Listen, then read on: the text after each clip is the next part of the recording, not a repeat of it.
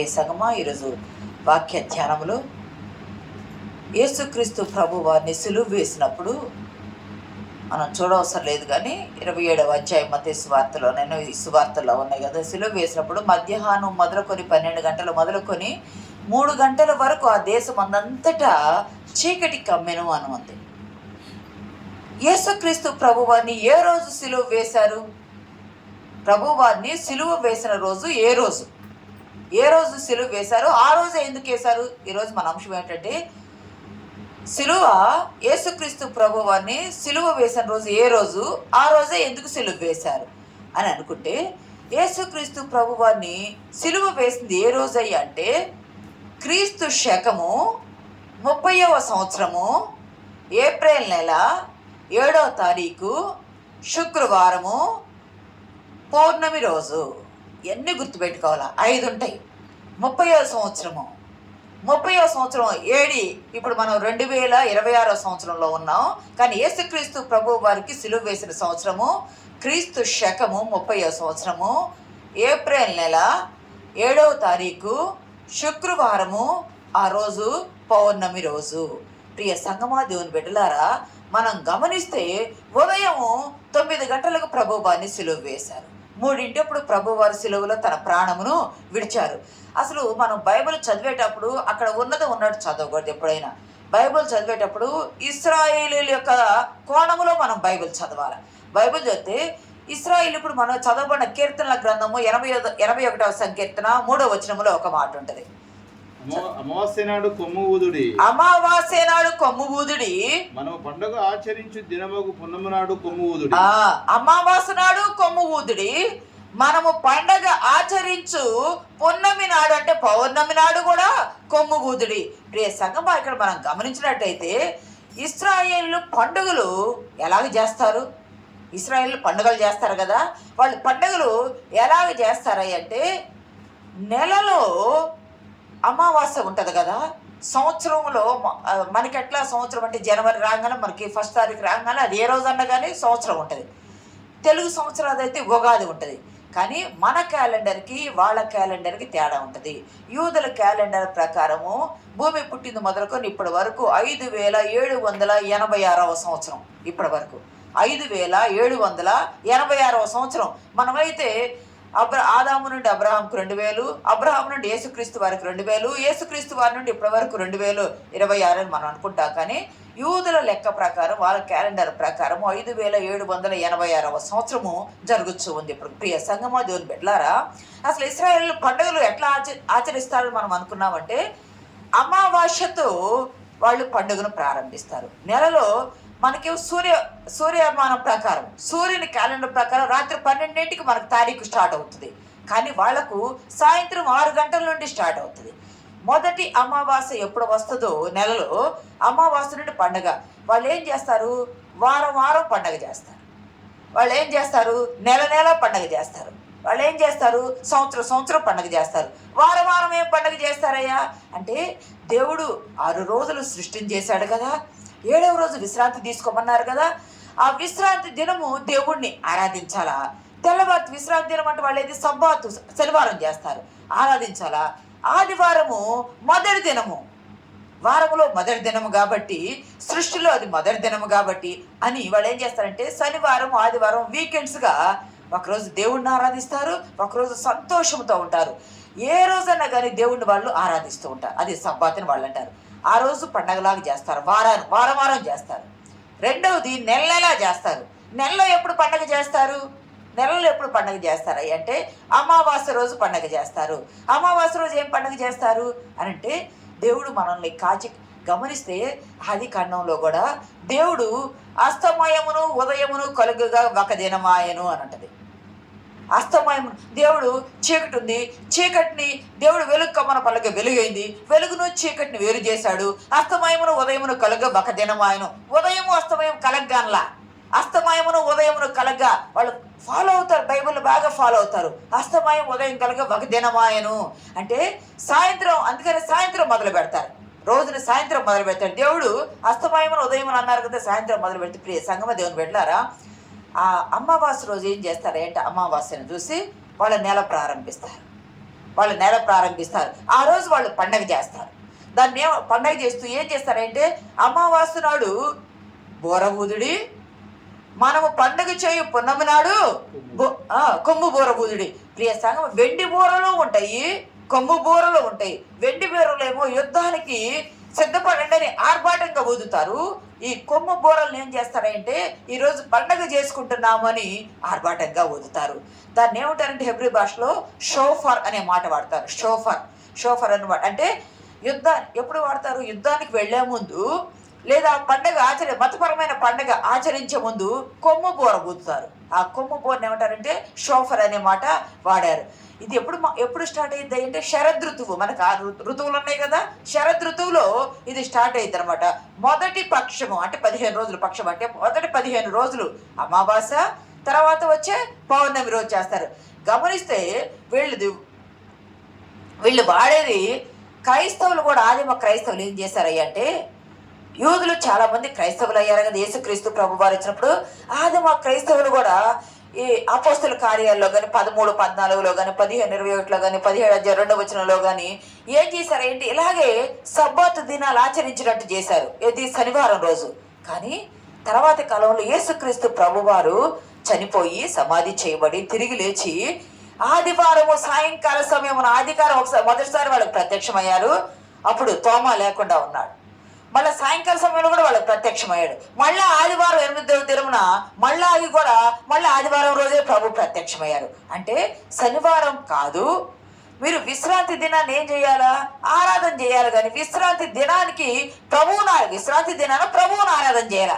విశ్రాంతి దినాన్ని ఆరాధన చేస్తున్నారు. దినములు కాదు, దినము కాలములో అయిన ప్రభు వశములో ఉన్నాయి. శనివారం అనుకుంటే శనివారం రోజు దేవుణ్ణి ఆరాధన చేయాలి, కానీ ఆ రోజును చేసిన దేవుణ్ణి ఆరాధన చేయాలి, కానీ వీళ్ళు రోజును ఆరాధన చేస్తున్నారు. దేవుడు తండ్రి ప్రభు ఏం చేశాడు? యేసుక్రీస్తు ప్రభు వారు ఆదివారమున ఆయన దర్శనం ఇచ్చాడు. పాత నిబంధనను పక్కన పెట్టేసి నూతన నిబంధన ప్రారంభించారు. ఆదివారం ప్రభు లేచిన దినము, ఆదివారం ప్రభు పునరుద్ధరణ దినము, ఆదివారం పరిశుద్ధాత్మ మన మీదకి దిగివచ్చిన దినము, ఆదివారం మనకు ప్రత్యక్షం ఇచ్చిన దినం అని చెప్పి వాళ్ళు ఆదివారము చేయటము ఆదిమ క్రైస్తవ సంఘం ప్రారంభించారు. శనివారం చేసే వాళ్ళని పౌలు కూడా ఖండించారు. సంఘం దేవుని బిడ్డలారా, ఆదివారాన్ని ఏమంటారంటే కొలస్సీ 2:6 ఒకసారి చూడండి. ఆదివారాన్ని ప్రభు దినముగా పాటించారు. యూదుల ఆచారాన్ని ఏం చేశారంటే పౌలు ఖండించాడు. కొలస్సీ పత్రిక 2వ అధ్యాయము 16వ వచనం ఒకసారి చదవండి. కాబట్టి అన్నపానముల విషయంలోనైనను పండగ అమావాస్య విశ్రాంతి దినము అనునాటి విషయంలోనైనను మీకు తీర్పు తీర్చనెవరికి అవకాశం ఇయ్యకుడి.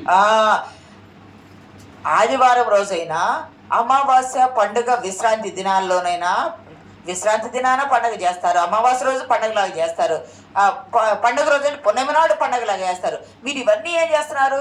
క్రైస్తవులైన మీకు ఇతరులు తీర్పు తీర్చడానికి మీరు అవకాశం ఇవ్వవద్దు. మనకి ప్రభువు లేచి ఉన్నాడు. పాత నిబంధన బలి అర్పణ కొట్టివేశారు ఆయన, క్రొత్త నిబంధన ప్రారంభించారు ఆయన.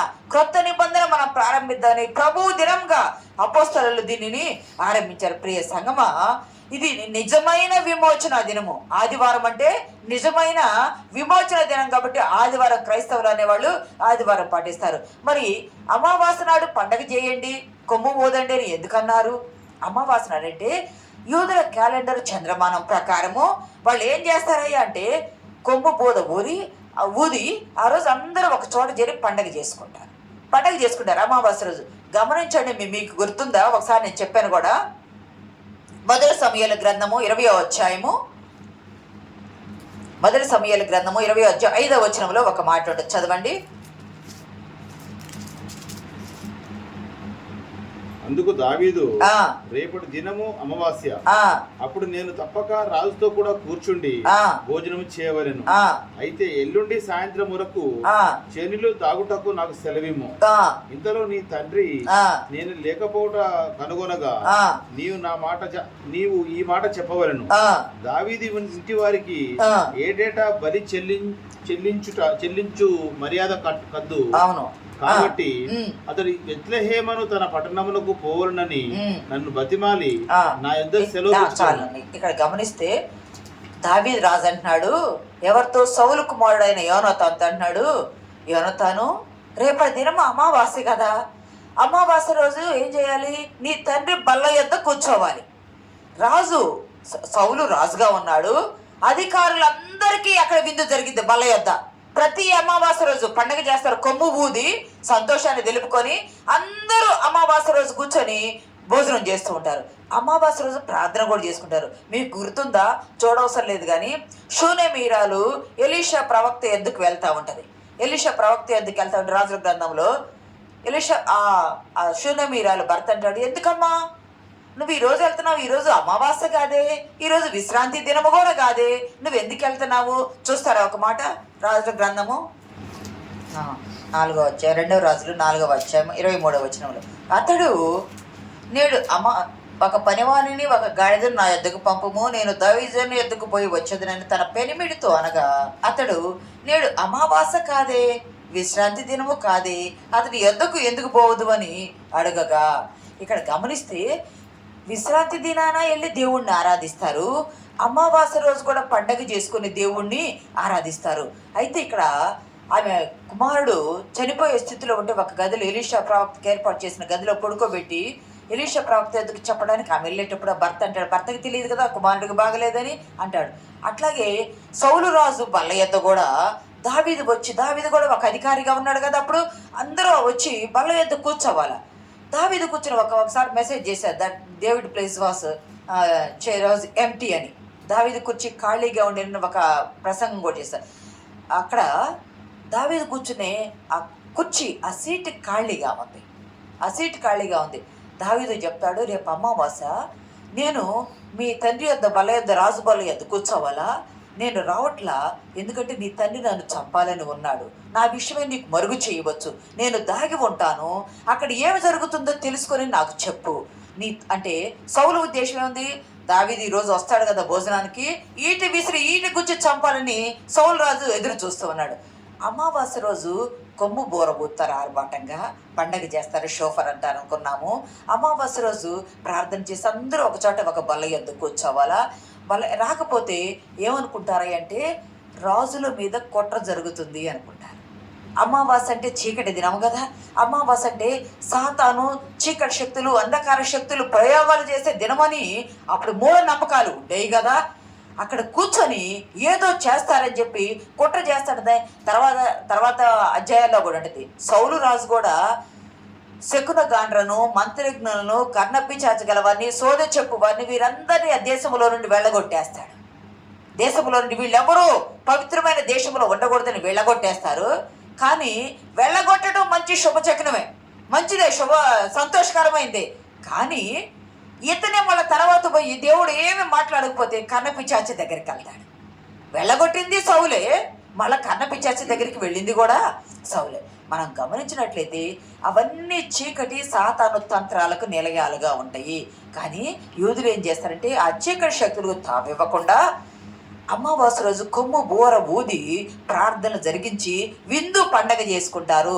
దేవా, గత మాసం అంతా, గత సంవత్సరం అంతా కాపాడావు కదా, మరొక నూతన మాసం మా జీవితంలో ప్రారంభం కాబోతుంది. ఈరోజు ఈ చీకటి మా జీవితంలో తొలగిపోయి, అమావాస్య అంటే చీకటి కదా, ఈ చీకటి మా జీవితంలో తొలగిపోయి నూతన వెలుగు రావాలా. దేవుడు సృష్టిని చేసినప్పుడు చీకటి ఉంది కదా, ఆ చీకటి తొలగిపోయి వెలుగు కలుగుగా కన్నాడు కదా, వెలుగైంది కదా, ఈ చీకటి కూడా తొలగిపోయి మాకు వెలుగు కావాలని చెప్పి వాళ్ళు ప్రార్థన చేస్తారు. ప్రియ సంగమా, దేవుని బిడ్డలారా, రాజు దగ్గర ఉండాలా, రాజుకు వ్యతిరేకం చేయకూడదని చూస్తూ ఉంటారు. కాబట్టి అమావాస్య నాడు కొమ్ము బోర ఊదుడి. ఎందుకంటే దేవుణ్ణి ఆరాధించడానికి, పండగ చేసుకోవటానికి, దేవుడు మాసం అంతా కాపాడినందుకు, సంతోషంగా ఉండటానికి, ఎటువంటి చెడు కుట్రలు చేయకుండా, చెడు తలంపులు కలిగి ఉండటానికి ప్రార్థనలు అనేది చేసుకునేవాళ్ళు వారు అమావాస్య రోజు. మరి పున్నమి నాడు యేసుక్రీస్తు ప్రభు వారిని సిలువ వేసినప్పుడు మత్తయి సువార్త 27వ అధ్యాయం ఒకసారి చదవండి. మత్తయి సువార్త 27వ అధ్యాయము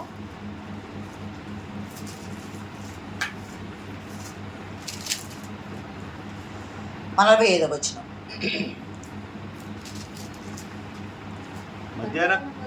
మధ్యాహ్నం మొదలుకొని 3 గంటల వరకు మధ్యాహ్నం మొదలుకొని 3 గంటల వరకు ఆ దేశమందంతటా కూడా చీకటి గమ్మింది. మరి చీకటి గమ్మిన రోజు ఆ రోజు ఏమన్నా అమావాస్య కాదు కదా, ఆ రోజు ఏమన్నా సూర్యగ్రహణమా కాదు కదా. ఇక్కడ గమనిస్తే అమావాస్య నాడేమో కొమ్ము బోర ఊది పండగ చేసుకుంటారు. మనము పండగ చేయు పున్నమి నాడు కూడా కొమ్ము బోర ఊదుడి. మనం పండగ చేయు పున్నమి నాడు వీళ్ళు ఏమన్నారు, ఎందుకయ్య అంటే కింద వచనాలు 5వ వచనంలో ఐగుప్తులో నుండి దేవుడు చదవ 5:81 కీర్తన 5. ఆయన ఐగుప్తు దేశ సంచారం చేసినప్పుడు యోసేపు సంతతికి సాక్ష్యముగా దానిని నియమించెను. ఆయన ఆ రోజు ఏ రోజు అయ్యంటే పున్నమి నాడు. ఐగుప్తు దేశంలో ఇక్కడ గమనించినట్లయితే పున్నమి నాడు పండగ అన్నారు. పున్నమి నాడు ఏం పండగ చేస్తారు అంటే యూదుల లెక్క ప్రకారము నిర్గమాకాండములో 12వ అధ్యాయము 2వ వచనములు ఏమంటారయ్య అంటే ఈరోజు మీకు సంవత్సరం నెలలో మొదటి చదవండి. నెలలో ఈ నెల మీకు మొదటిది, ఈ నెల మీకు మొదటిది, ఇది మీ సంవత్సరమునకు మొదటి నెల. ఇక్కడ గమనించినట్లయితే ఆ నెలను ఏమంటారయ్య అంటే అబీబు అంటారు. అబీబు నెల యూదుల క్యాలెండర్ ప్రకారం మనం జనవరి అంటాం కదా. మనమేమో జనవరి అనేది రోమన్ దేవతల పేర్లు అయ్యి ఆ దేవతల పేర్లను బట్టి మన క్యాలెండర్ వచ్చింది. జనవరి అనేది జోనోస్ అనే దేవత పేరు, వాళ్ళ పేరు వాటిని బట్టి వచ్చింది. కానీ యూదులు అవి వాడరు. వీళ్ళకి అబీబు నెల అంటారు. అబీబు నెల అంటే అది కనాను దేశంలో ఉన్నారు కదా, కనానీయుల పేరు. అంటే దీని అర్థం పాలకంకులు అని అర్థం. అబీబు అనేది పాలకంకులు అని అర్థం. ఇది మార్చి ఏప్రిల్ నెలలో వచ్చింది వాళ్ళకి. అంటే సంవత్సరంలో మొదటి నెల. ఇక్కడ నిర్గమాకాండ 12:2 చెప్పాడు కదా, మీరు సంవత్సరంలో ఈ నెల మీకు మొదటి నెల. తర్వాత దాన్ని నిస్సాన్ అని కూడా అన్నారు. ఎప్పుడంటే షడ్రక్ మేషక్ అబేద్నెగో దానియేలు బబులోను చెరకెళ్ళారు కదా. చెరకెళ్ళి వచ్చిన తర్వాత బబులోను పేరు నిస్సాన్ అని పేరు పెట్టుకున్నారు.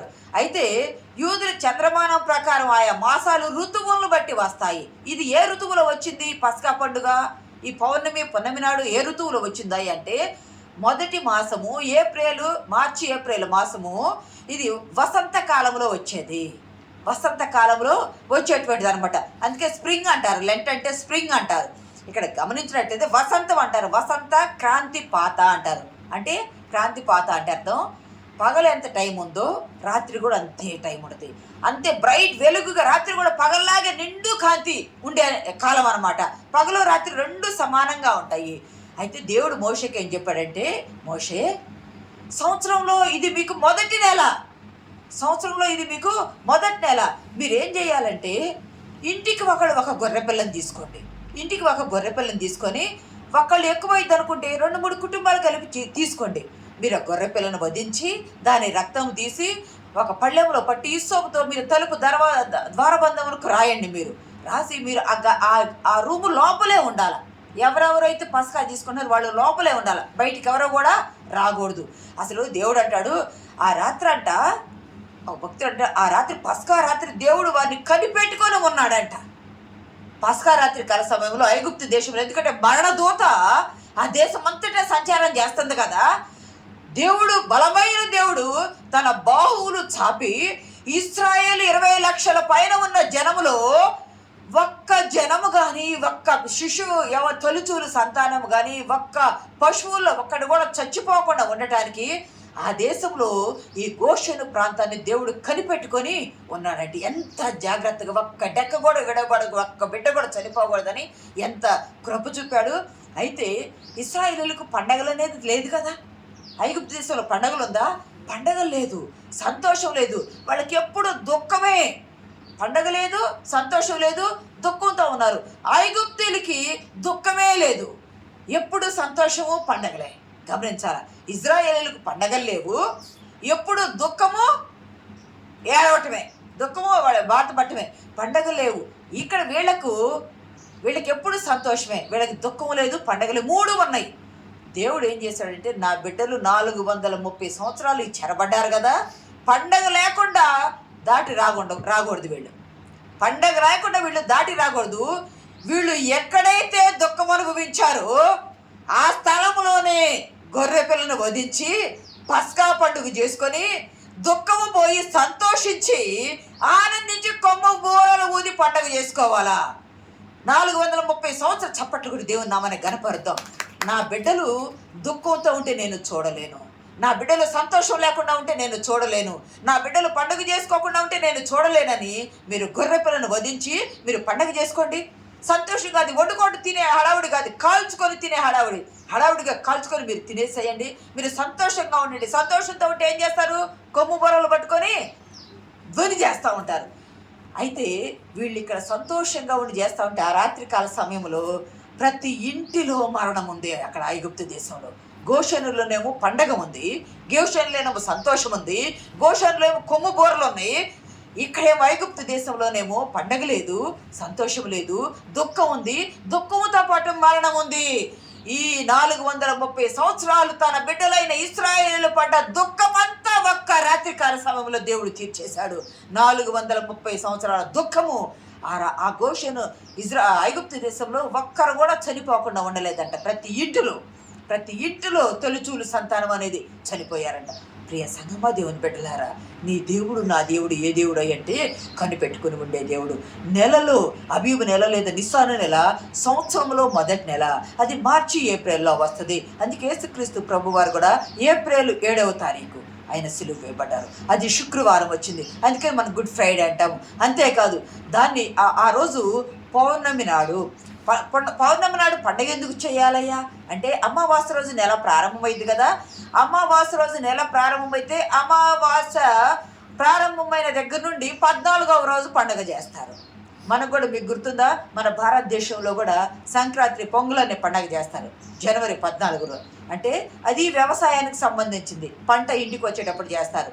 మనకి అక్కడ కూడా యూదులు కూడా పంట ఇంటికి వచ్చే పాలకంకులు పంట ఇంటికి వచ్చే సమయాన పండుగ చేస్తారు. ప్రియ సంగమా, దేవుని బిడ్డలారా, పౌర్ణమి రోజు యేసుక్రీస్తు ప్రభువాని ఆ దేశం మొదలుకొని 3 గంటలంతటా చీకటి కమ్మిందంటే ఆ రోజు సూర్యగ్రహణము కాదు. నిండు పౌర్ణమి నాడు పస్కా చేస్తారు. పస్కా నాడు యేసుక్రీస్తు ప్రభువాని సిలువ వేశారు. ఎందుకు పస్కా నాడు సిలువ వేశారు అని మనం అనుకుంటే, పున్నమి నాడు పండగ చేసుకోవాలి అన్నారు కదా. పున్నమి నాడు పండగ చేసుకోవాలంటే పస్కా నాడు పౌర్ణమి ఆ రోజు ఎందుకు వేశారు అంటే, పస్కా గొర్రె పిల్లను వధించి ఐగుప్తు బానిసత్వము నుండి దేవుడు మమ్మల్ని విడిపించి, మమ్మల్ని నడిపించి, మమ్మల్ని రక్షించాడు. మమ్మల్ని విడిపించాడు, మమ్మల్ని నడిపించాడు, మమ్మల్ని రక్షించాడు, మమ్మల్ని తీసుకొచ్చి వాగ్దాన దేశంలో స్థిరపరిచాడు.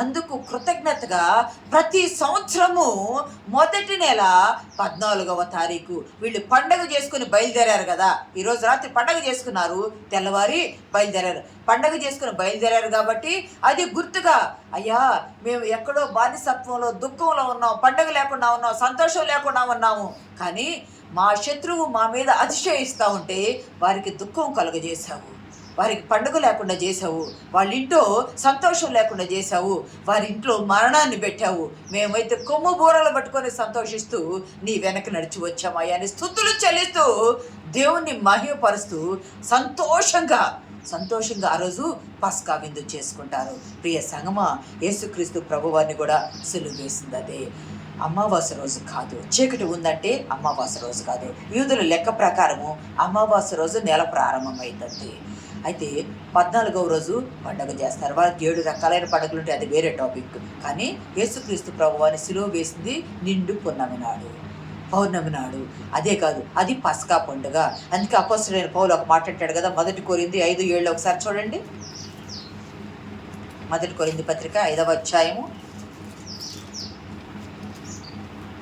7వ వచనం చదవండి.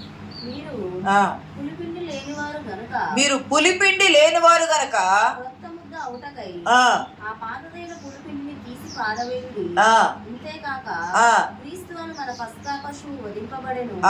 క్రీస్తు అను మన పస్కా పశువు. మీరు కొత్త మాసం ప్రారంభం అవుతుంది, మీకు కొత్త జీవితం ప్రారంభం అవుతుంది, మీకు కొత్త దేశం ప్రారంభం అవుతుంది, మీకు క్రొత్త నిబంధన ప్రారంభం అవుతుంది. మీరు పాతదైన పులిపిండి తీసివేయండి, ఐగుప్తు ఆచారాలు తీసివేయండి, ఐగుప్తు సాంప్రదాయాలు తీసివేయండి, అక్కడ అర్పించే అక్కడ చేసేటువంటి వారి దేవతలను తీసివేయండి, అక్కడ మీ హృదయాల్లో చొచ్చుకుపోయిన వారికి సంబంధించిన విగ్రహాలను తీసివేయండి. పులిసినది ఏది కూడా ఉండదు. ఈ పస్కా పండుగ అంటే అప్పుడప్పుడు అది వండటానికి కూడా టైం లేక నిప్పుల మీద అగ్నిలో కాల్చుకొని తినేది, చేదు కూరలతో కలుపుకొని తినేది. అందుకే యేసుక్రీస్తు ప్రభువారు ఒక రొట్టె ముంచి శిష్యునికి ఇచ్చారని ఉంది కదా, అంటే చేదు కూర, చేదు రసముతో ముంచి ఇచ్చేదనమాట. ప్రియ సంగమా, గమనిస్తే చేదు ఏది ఉండకూడదు. ఈరోజు పస్కా చేసుకున్నారంటే తెల్లవారి నుండి పొలయకుండా పులిసింది ఏది కూడా ఆ ఇంట్లో ఉండటానికి లేదు. 7 రోజుల పాటు 14వ తారీఖు పండగ చేస్తే మళ్ళీ 21వ తారీఖు వచ్చే వరకు కూడా పులియని రొట్టెల పండగ చేసుకుంటారు. 2 కలిసి ఉంటే పస్కా పండుగ ఒక్కరోజు, 7 రోజులు పులియని రొట్టెల పండగ చేసుకుంటాడు. అందుకని పౌర్ణమి రోజు పస్కా పండుగ చేస్తారు. ప్రియ సంగమ దేవుని బిడ్డలారా, యేసుక్రీస్తు ప్రభువు అని సిలువ వేసింది ఏ రోజయ్య అంటే క్రీస్తు శకం 30వ సంవత్సరము ఏప్రిల్ నెల 7వ తారీఖు శుక్రవారము పున్నమి నాడు. యూదుల లెక్క ప్రకారమే క్రీస్తును మన పస్కా పశువు వధించబడ్డాడు. ఇది ధర్మశాస్త్రాన్ని కొట్టివేశాడు యేసయ్య? కొట్టివేయలేదు.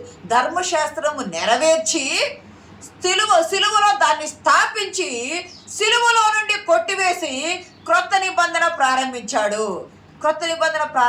ప్రభువు. సిలువ వేయబడిన తర్వాత ఇది నా శరీరము, ఇది నా రక్తము, తర్వాత మీరు పుచ్చుకొని దీనిని తినుడు అని చెప్పాడు ప్రభువారు బల ఇచ్చేటప్పుడు. అంటే పాత నిబంధన పస్కా కొట్టివేయబడింది, పాత నిబంధన గొర్రెపిల్ల కొట్టివేయబడింది, నూతన నిబంధన స్థాపన సిలువలో ప్రారంభించాడు యేసుక్రీస్తు ప్రభువారు. మనం చేయవలసింది, మనం ఇప్పుడు ఎక్కడున్నామో అంటే ధర్మశాస్త్రం ప్రకారం కాదు మనం చేయవలసింది, అవి పాటించాలా కానీ ఆ సిద్ధాంతాలు కాదు, వాక్యం పాటించాలా, సిద్ధాంతము కాదు. ఏమి పాటించాలి అంటే నూతన నిబంధన, ఆయన శరీరము, ఆయన రక్తము. అప్పటిదాకా చీకట్లో ఉన్నారు కదా వాళ్ళు, చీకటిపై వారికి వెలుగు వచ్చింది కదా, సృష్టి కూడా చీకట్లో ఉంది కదా, చీకటిపై వెలుగు వచ్చింది కదా, ధర్మశాస్త్రం కింద ఉన్నారు కదా, ధర్మశాస్త్రం పోయి సిలువ వచ్చింది కదా. మనం ఎక్కడుండాలి అంటే ధర్మశాస్త్రము నీడలో కాదు, అమావాస్య చీకటిలో కాదు, క్రీస్తు రక్తములో ఉండాలా, క్రీస్తు సిలువ వెనక ఉండాలా. ప్రియ సంగమా, అందుకనే అమావాస్యను దాటి వచ్చేశారు. పౌర్ణమి రోజు వెలుగు నిండిన రోజు ప్రభు సిలువ వేయబడ్డారు. ఆ సిలువలో మన జీవితాల్లో కూడా అమావాస్య లాంటి చీకటి కోణాలు ఉంటాయి, సాతాను కోణాలు ఉంటాయి, సాతాను బంధించిన శ్రమలు ఉంటాయి. వాటన్నిటి నుండి తప్పించి నీ జీవితంలోకి, నా జీవితంలోకి వెలుగులు నింపి క్రొత్త మార్గాన్ని చూపించడానికి సిలువ మార్గం చూపించాడు ప్రభువు. సిలువలో నూతన నిబంధన స్థాపించాడు ఆయన, నూతన పస్కా విందు. శరీరము రక్తం మనం వారం తీసుకునే ఆయన శరీరము రక్తమే. అంటే మన జీవితాల్లో కూడా చీకటిలు పోయి వెలుగు నింపడానికి ఇశ్రాయేలు వాళ్ళు ఆచరించే పద్ధతులు కాదు మనం ఆచరించాల్సిందే, క్రీస్తు పద్ధతులు మనము ఆచరించాలి. ఆ చీకటిని పారదోలుకొని ప్రభువు యొక్క వెలుగులోకి ఆదిమ క్రైస్తవులు ఆచరించిన నూతన ఇజ్రాయేలు సిద్ధాంతాన్ని మనం ఆచరించాలి. మనం ఎందుకయ్యా ఈ పున్నమి నాడు పండుగ చేస్తున్నారు? కొమ్ము ఊది అంటే యేసుక్రీస్తు ప్రభు వారు సిలువ 3 గంటలకు మరణించినప్పుడు కూడా కొమ్ము బోర ఊతారు, బలి అర్పణప్పుడు కొమ్ము బోర ఊతారు, బలి అయిపోయింది అని ఊతారు. 9ంటికి ఇచ్చినప్పుడు ఊతారు, 3ంటికి ఇచ్చినప్పుడు ఊతారు. అంటే 3 గంటలకు ఇచ్చినప్పుడు బలి అయిపోయింది. యేసుక్రీస్తు ప్రభు వారు కూడా కొమ్ము బోర వలె, తండ్రి నా ఆత్మను నీ చేతికి అప్పచెప్పుకుంటున్నాను కొమ్ము బోర వలె ఊది ఆయన నా సమాప్తమైందని చెప్పేశాడు. పెద్దగా కేక వేశాడు, అయిపోయింది. పెద్ద కేక వేశాడంటే బోర ఊదేశాడు. అంటే మనకి ఈ రోజు మొదలుకొని, ఈ రోజు అంటే క్రీస్తు ప్రభు వారు వచ్చింది మొదలుకొని శిలువ మరణం దగ్గర నుండి మనకి నూతన నిబంధన ప్రారంభమైంది.